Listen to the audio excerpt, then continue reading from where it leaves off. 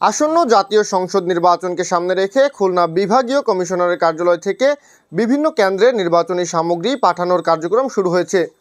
একই সঙ্গে নির্বাচনের আইন শৃঙ্খলা রক্ষায় আনসার সদস্যদের ব্রিফিং ও সরঞ্জাম বিতরণের কার্যক্রমও চলছে।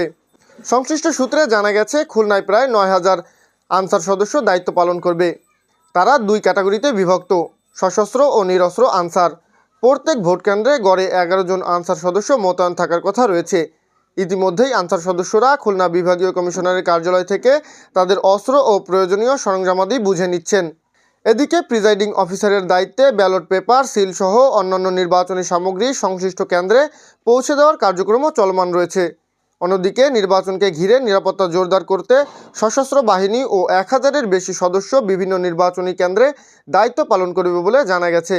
সংশ্লিষ্টরা আশা করছেন, সমন্বিত নিরাপত্তা ব্যবস্থার মাধ্যমে শান্তিপূর্ণ ও সুষ্ঠু নির্বাচন অনুষ্ঠিত হবে। আমরা এসেছি বিভাগীয় কমিশনারের কার্যালয় খুলনা। মূলত আমি সহকারী প্রিজাইডিং অফিসার।